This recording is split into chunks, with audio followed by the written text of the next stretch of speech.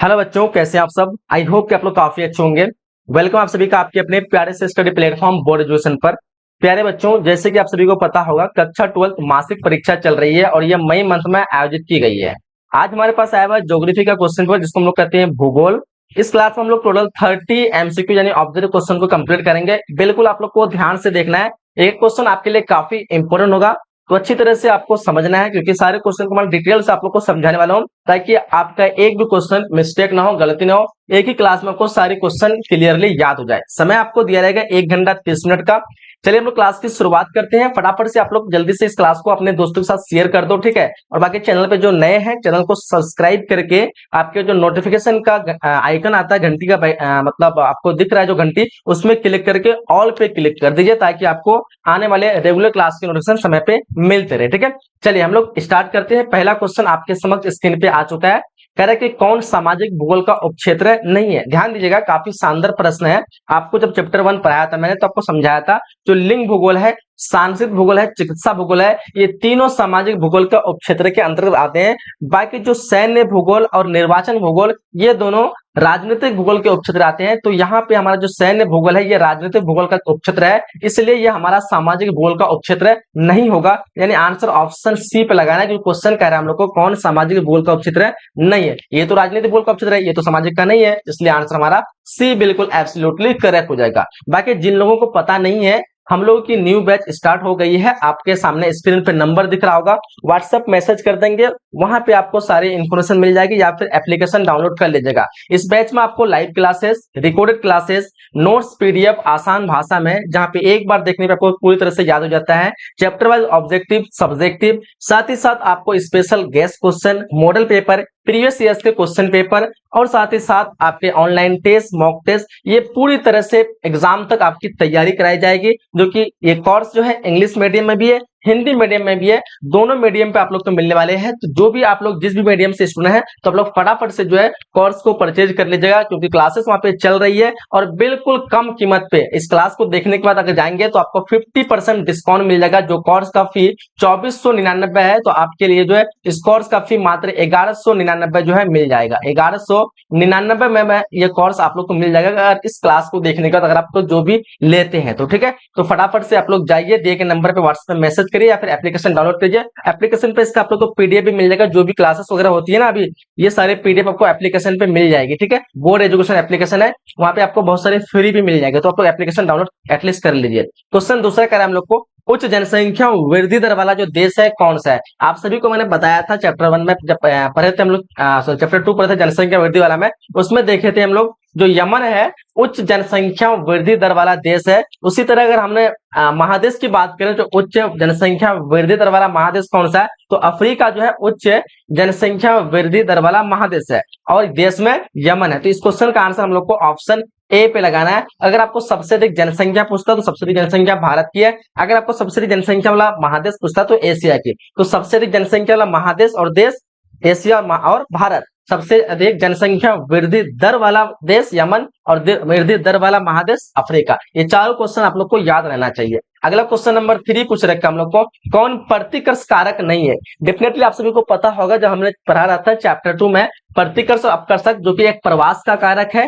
प्रतिकर्षक में हम लोगों ने देखा, जो मजबूरी में किसी इंसान को अपनी जगह को छोड़ना पड़ता है, उसको प्रतिकर्षक कहते हैं। एग्जाम्पल के तौर पे भूकंप आ गया, बाढ़ आ गया, इस स्थिति में मजबूरी में उस जगह को छोड़ रहे हैं, ये आपका प्रतिकर्षक हो जाएगा। लेकिन अगर आप अच्छी सुविधा के लिए, अच्छे रहन सहन के लिए, अच्छी मतलब क्वालिटी एजुकेशन के लिए अगर आप कई जगह को छोड़ के दूसरी जगह जा रहे हैं, ये आपका अपकर्षक हुआ। यानी आप अपनी सुविधा देख रहे हैं, जहां पे अपनी अच्छाई देख रहे हैं, वो आपका अपकर्षक होगा। लेकिन मजबूरी में आप छोड़ रहे हैं तो प्रतिकर्षक हो रहा है। तो यहाँ पे पूछ रखा प्रतिकर्षक कारक कौन नहीं है, तो देखोगे जल अभाव, ये मजबूरी, जल की कमी होगी, आपकी मजबूरी है छोड़ना। बेरोजगारी मजबूरी है आपके छोड़ना। अशांत वातावरण, ठीक नहीं है वातावरण, माहौल गंदा है, यानी मतलब युद्ध वगैरह हो रहा है, मतलब आस पास में जो है लोग एकदम एक दूसरे का हत्या कर दे रहे हैं, ये कर दे रहे हैं, तो मतलब अशांत वातावरण है, ये भी आपका यहाँ पे छोड़ना मजबूरी है। लेकिन चिकित्सा सुविधा, अगर आप सुविधा देख रहे हैं, ये आपका अपकर्षक कारक है, तो ये हमारा प्रतिकर्षक कारक नहीं होगा। इस वजह से इस क्वेश्चन का आंसर हम लोग को सी पे लगाना है।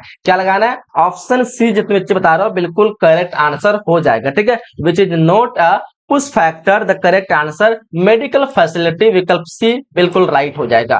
कार्यशील जनसंख्या का आयु वर्ग क्या होता है, तो आप सभी को पता होना चाहिए। जो कार्यशील जो आयु मानी जाती है वो मिनिमम 15 वर्ष मानी जाती है और मैक्सिमम 59 वर्ष मानी जाती है। तो 15 से 59 वर्ष की जो आयु के लोग होते हैं या जनसंख्या के लोग होते हैं उसको कार्यशील जनसंख्या माने जाते हैं। क्या माने जाते हैं? कार्यशील जनसंख्या माने जाते हैं। एक group of working population age 15 to 59 age. ठीक है, ऑप्शन हम लोग को बी पे राइट लगाना है। कह रहा हम लोग को इनमें से कौन मानव विकास का स्तंभ है। आप सभी को पता होना चाहिए जो मानव विकास होने के लिए समता का होना जरूरी है, सतत पोषणीय होना जरूरी है, उत्पादक होना जरूरी है। यानी आंसर हम लोग का फाइनली डी पे राइट होने वाला है। ठीक है, इस क्वेश्चन का आंसर जितने बच्चे डी लगा रहे हो बिल्कुल एब्सोल्युटली करेक्ट हो जाएगा। मानव विकास का स्तंभ ये तीनों है, तो ऑप्शन डी हम लोग को राइट करना है। क्वेश्चन आगे पूछा जा रखा है, तृतीय आर्थिक क्रियाकलाप जो इनमें से कौन है। इनमें से कौन जो कि तृतीय आर्थिक क्रियाकलाप है, तो देखेंगे ध्यान से। व्यापार जो आपका तृतीय आर्थिक क्रियाकलाप में जाएगा, सेवाएं भी तृतीय आर्थिक क्रियाकलाप में जाएगा, संचार भी तृतीय आर्थिक क्रियाकलाप में जाएगा।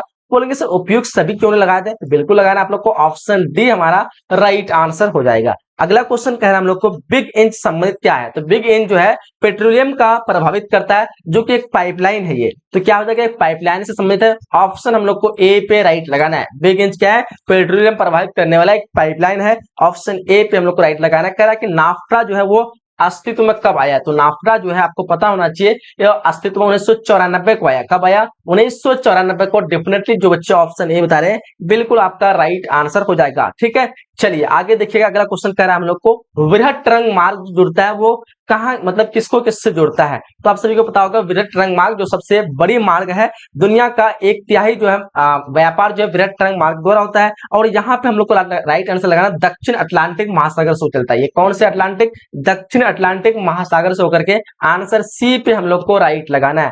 क्वेश्चन आगे कह रहा है हम लोग को कि इनमें से कौन जो औद्योगिक नगर है, यानी जहां पे उद्योग है। ठीक है, तो बोलोगे वाराणसी ये एक धार्मिक स्थल है, ये तो औद्योगिक नहीं है। पटना भी कोई औद्योगिक नगर नहीं है, लाहौर भी एक औद्योगिक नगर है, लेकिन पिट्सबर्ग में काफी उद्योग है, लोहे के कारखाना है। ठीक है, तो बोलोगे सर ऑप्शन डी हम लोग को राइट लगाना है। पिट्सबर्ग क्या है, एक औद्योगिक नगर है।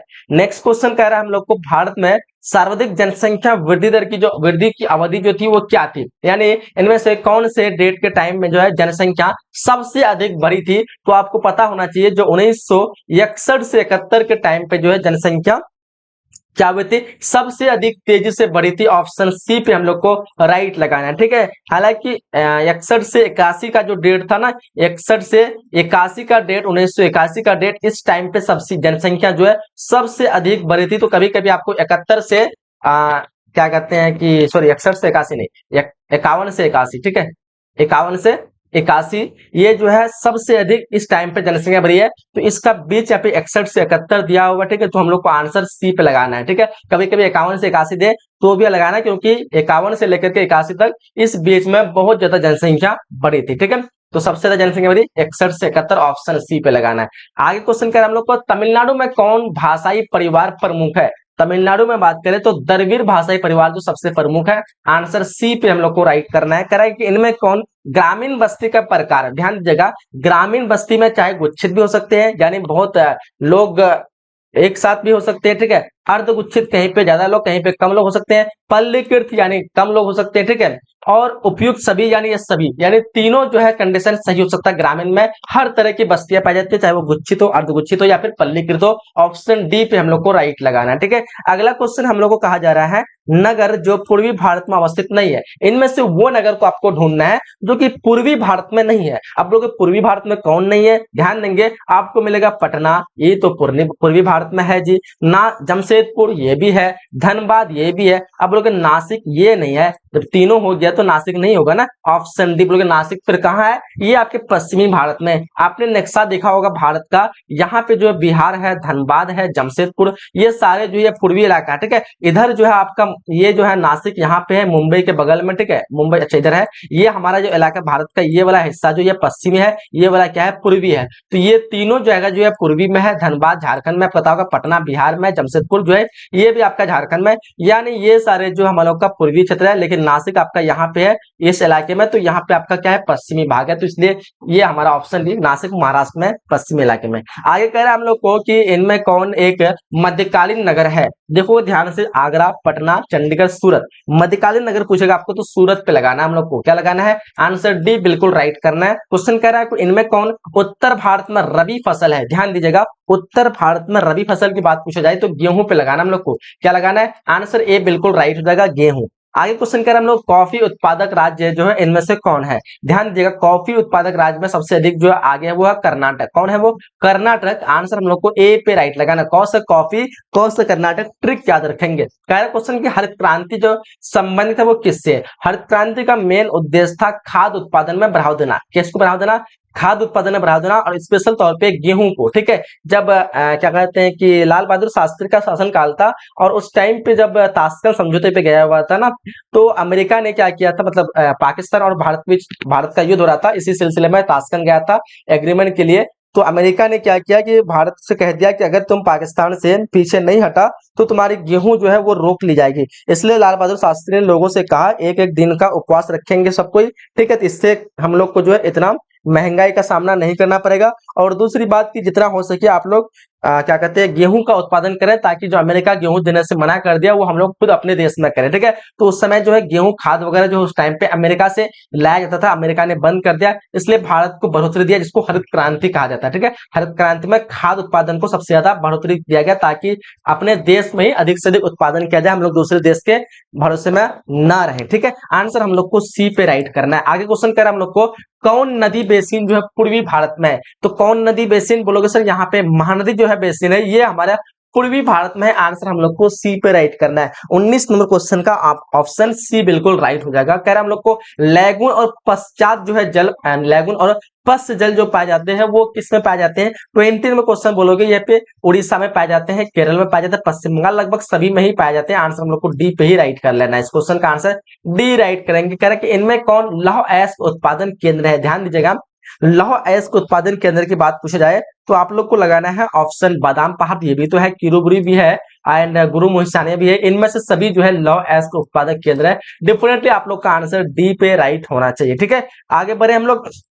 कह रहा है कि इनमें कौन जो है अधात्विक खनिज है। आप देखो ध्यान से, जो बॉक्साइट मिलेगा एक धात्विक खनिज है, लौह अयस्क का धात्विक खनिज है, तांबा धात्विक खनिज है, अबरक जो एक अधात्विक खनिज है। आंसर हम लोग को सी पे राइट लगाना। इस क्वेश्चन का आंसर सी डेफिनेटली सभी का राइट होना चाहिए। इनमें जो है कौन बॉक्साइट से संबंधित नहीं है। अब ध्यान दीजिएगा कि बॉक्साइट कहां से जो है पाया नहीं जाता है। 23 नंबर क्वेश्चन ध्यान दीजिएगा तो हम लोग को आंसर मिलेगा गया। गया में जो है ज्यादा बॉक्साइट नहीं पाई जाती, तो बॉक्साइट संबंधित नहीं होगा। बाकी कोरपुर, क्या कहते हैं, भावनगर एंड संबलपुर में बॉक्साइट की जो है काफी खदानें मिली हुई है। कह रहा हम लोग को कि भारत में पाए जाने वाले कुल कोयला का कितना प्रतिशत बिटुमिनस का प्रकार है। तो ध्यान दीजिएगा, आप लोग को पता होना चाहिए 80% जो कोयला है वो बिटुमिनस का प्रकार है। आंसर सी पे हम लोग को राइट करना है 24 का। ठीक है, 24 का ऑप्शन जितने बच्चे सी पे लगा रहे हैं बिल्कुल आपका आंसर सही हो जाएगा। अगला क्वेश्चन कर हम लोग को यूरेनियम जो है किस क्रम के चट्टानों में पाया जाता है। यूरेनियम की बात की जा रही है। 25 का आंसर हम लोग लगाना है गोंडवाना। गोंडवाना क्या हो जाएगा? यूरेनियम किस प्रकार क्रम के चट्टानों में पाया जाता है? गोंडवाना। ऑप्शन डी पे हम लोग को राइट करना है। देखो यहाँ पे क्वेश्चन 27 पूछा जा रखा है, रावत भाटा परमाणु ऊर्जा केंद्र किस शहर के निकट अवस्थित है। तो ये राजस्थान के कोटा शहर के नगर स्थित है। ठीक है, कोटा कहाँ पे? राजस्थान में। आंसर हम लोग को ऑप्शन बी पे राइट करना है। क्वेश्चन कह रहा है हम लोग को भिलाई स्टील संयंत्र कोयला प्राप्त जो करता है वो कहां से प्राप्त करता है, सभी को पता होना चाहिए। 28 नंबर क्वेश्चन का आंसर हम लोग को लगाना है ये धनबाद। कहां से? धनबाद, जो कि झारखंड में है। ऑप्शन ए पे हम लोग को राइट करना है। कह रहा हम लोग को हुबली जो है सूती वस्त्र कारखाना वो किस राज्य में स्थित है। 29 नंबर क्वेश्चन ध्यान दीजिएगा तो आप लोग को मिलेगा हुबली जो है ये, एक देखो, एक है हुबली और एक है हुगली। हुगली पूछे तो पश्चिम बंगाल हो जाएगा, लेकिन यहाँ पे हुबली पूछ रखा है तो कर्नाटक लगा देना है। कहां लगाना है? कर्नाटक। Option B. ठीक है, सिर्फ ब और गौ का अंतर है। गौ लगा दे तो पश्चिम बंगाल, और क्या कहते हैं कि अच्छा यहाँ पे वस्त्र कारखाना दिया हुआ है तो वस्त्र कारखाना तो नहीं होगा पश्चिम बंगाल में। हुगली एक शहर है पश्चिम बंगाल में। ठीक है, तो हुगली सूती वस्त्र कारखाना कर्नाटक में। ऑप्शन बी पे हम लोग को राइट लगाना है। क्वेश्चन कह रहा है हम लोग को ओडिशा सॉफ्टवेयर तकनीक पार्क जो अवस्थित है वो कहाँ पे है। चलिए फटाफट से देखिए इस क्वेश्चन का आंसर आप लोग क्या लगाओगे। 30 नंबर क्वेश्चन का आंसर हम लोग लगाना है। ओडिशा का जो सॉफ्टवेयर तकनीक पार्क है वो भुवनेश्वर में है। कहाँ पे है बोलोगे? भुवनेश्वर में, जो कि उड़ीसा की राजधानी है। डेफिनेटली जितने बच्चे ऑप्शन ए पे सेलेक्ट किए हैं बिल्कुल आपका एब्सोल्युटली करेक्ट हो जाएगा। ठीक है, हम लोगों ने इस क्लास में टोटल 30 क्वेश्चन जो है कंप्लीट कर चुके हैं। क्लास कैसा लगा आप लोग कमेंट बॉक्स में जरूर अपना फीडबैक दीजिएगा। इस वीडियो को आप लोग अपने अधिक से अधिक दोस्तों के साथ शेयर करिएगा, लाइक करिएगा, और बाकी जो भी अभी तक एडमिशन नहीं लिए देर बिल्कुल नहीं करना, आप लोग को कोर्स में ज्वाइन हो जाना है और 450 मार्क्स लाने की गारंटी हमारी तरफ से। ठीक है, 450 इजीली आप लोग बहुत ही आसानी से ला सकते हैं, क्योंकि कोर्स में इतनी क्वालिटी, इतने मटेरियल आपको दिए जाएंगे कि आप लोग बिल्कुल, आपको एक सिस्टम मिलेगा पढ़ाई करने का। ठीक है, तो आप लोग कोर्स जरूर ज्वाइन कीजिएगा। हम लोग पिछले 8 वर्षों से पढ़ा रहे हैं, चाहे आप इंग्लिश मीडियम को, हिंदी मीडियम को आप लोग पढ़ सकते हैं। बाकी चैनल में आके देख सकते हैं हम लोग कितने साल से पढ़ा रहे हैं, 8 साल से पढ़ा रहे हैं। शायद ही आपको ऑनलाइन में कोई इतना साल से पढ़ा रहा होगा। ठीक है, चलिए क्लास को हम लोग यहीं तक एंड करते हैं, मिलते हैं अगले सेशन में, अगले क्लास में। जब तक के लिए जय हिंद, जय Bharat and thanks for watching.